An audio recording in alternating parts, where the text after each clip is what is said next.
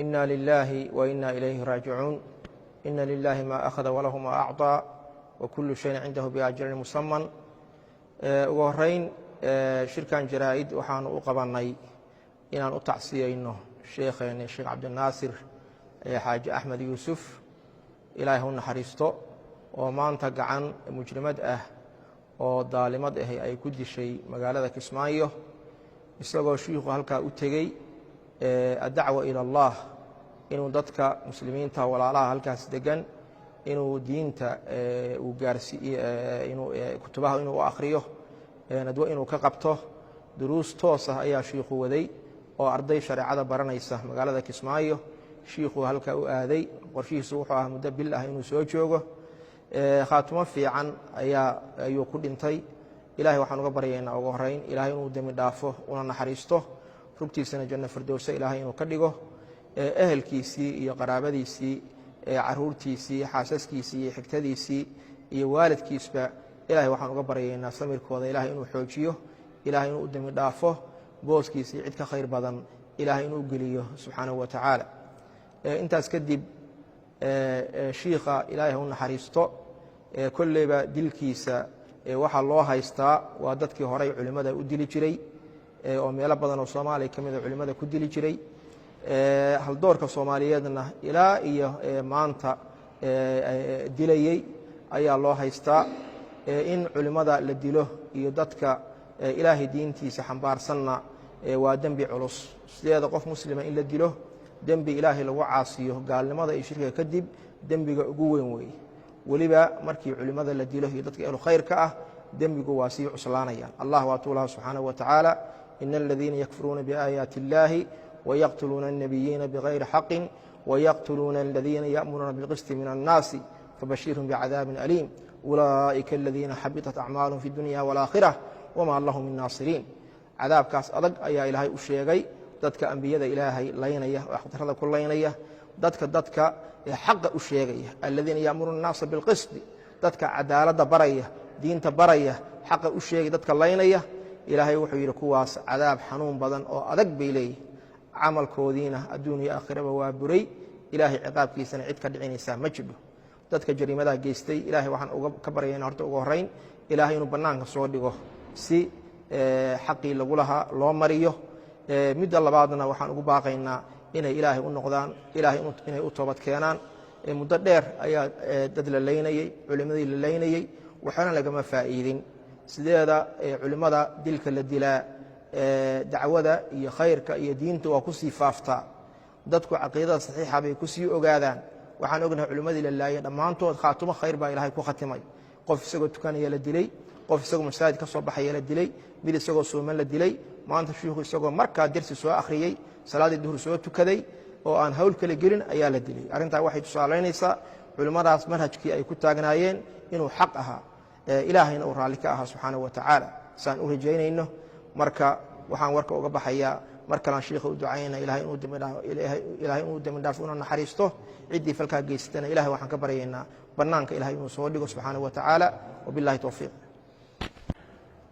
ina lilahi wa ina ilayhi raajicuun waxaynu halkan isugu nimid sida uu sheekh maxamuud sheegay inaynu ka dirno tacsi tiiraanyo leh annagoo xanuunka la dareemayna lana qabna bulsho weynta Soomaaliyeed ee muslimiinta ah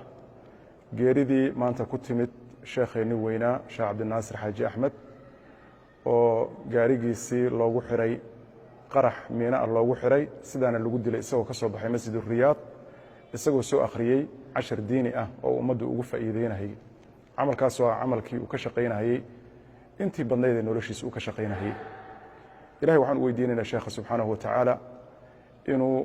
shahaadada u aqbalo qabrigiisa rawda min riyaad aljanna uu ka dhigo waxaa ku go'ay cumrigiisii baa meesha iyada ku dhammaaday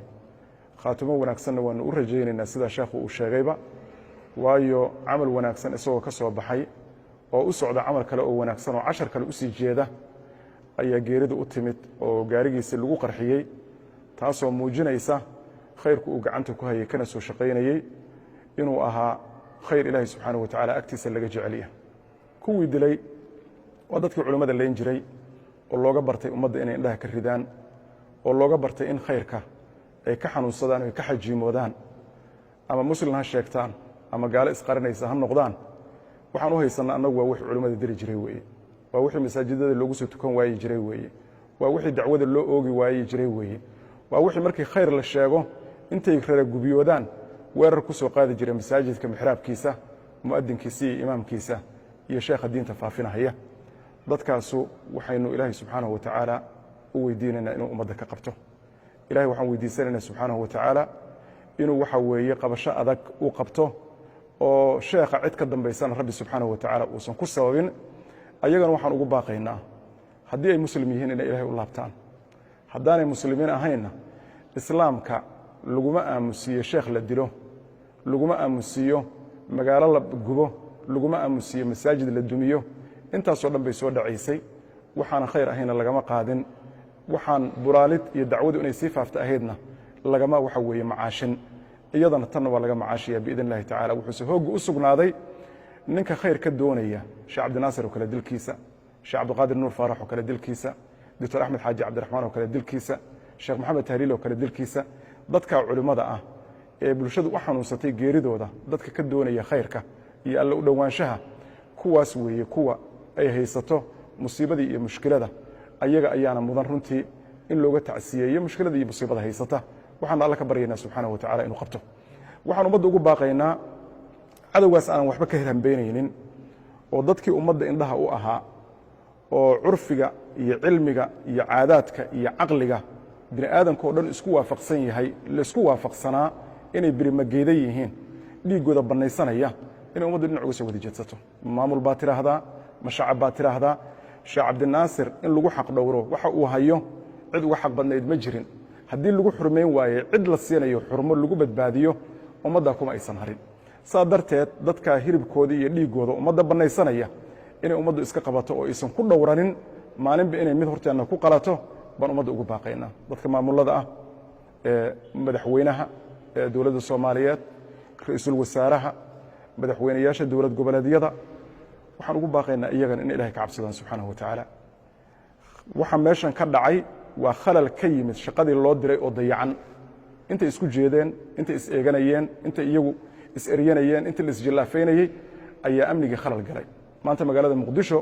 6 qarax baa ka dhacay dhowr habeen ka hor waxa weeye ishak saldhigyo kale ayaa waxa weeye la weeraray oo wixii ka dhacay la ogaa magaalada boosaaso odayaal nabadoonna ah ayaa lagu laayey oo iyagoo fadhiya oo shiraya oo ka tashanaya aayahooda iyo danaha qoyskooda shalay tole madaxweynihii oo boosaaso sii gelaya ayaa la qarxiyey taa macnaheedu waxa uu yahay war waxa la isku haysto wax ka daran baa ina haysta ee mas'uuliyadda idin saaraneed u dhaarateen u soo jeedsada amniga suga ballantaad qaadeen oofiya ee ummaddaasna waxa aad ugu aadan tihiin ka soo baxa haddii arrintaas ummadda awooddeedana isticmaala oo ka faa'iidaysta ummaddu waxay diyaar u tahay dowladay la shaqeeyaan waxay diyaar u tahay cadowga jaqaya inay iska qabtaan waxay diyaar u tahay in khayrka lagu hogaamiyo sida tan si ummad lagu haynayana ma aha ummad lagu hogaaminayana ma aha si xilkii lagu gudanayana ma aha xisaabna waa ka dambaysaa inta adduunka la jooga lafteedana ma noqonayso shay lagu kala dhunta ma noqonayso waxaan ugu baaqaynaa marka ragga mas'uuliyiinta ah oo aan tuhunsannahay xilkoodii meel ka sokaysa inay ku soo dhaceen inay alla ka cabsadaan ay u soo jeedsadaan xilkooda baladan jaqaysa ee talada iyaga ku haysata ee dadkii ay u dhaarteen oo magaca ilaahay iyo kitaabka qur-aanka ay gacanta u saareen ay waxa weeye ka ilaashadaan oo dadka amnigooda ay ku dhowraan mas-uuliyadda saaran daraaddeed ee loo dhiibay ee ummadda ay u hayaan waxaan mar kale iyo mar kale ummadda soomaaliyeed uga tacsiyeynaynaa geerida sheekha eheladii iyo qaraabadii iyo qoyskii hoose uu ka baxayna tacsi baan u diraynaa waxaanu leenahay cadama allahu ajrakum waaxsana cazaakum wagafara lifaqiidina wafaqiidikum wasal allahuma wslam wbaarak cala nabiyina muxamed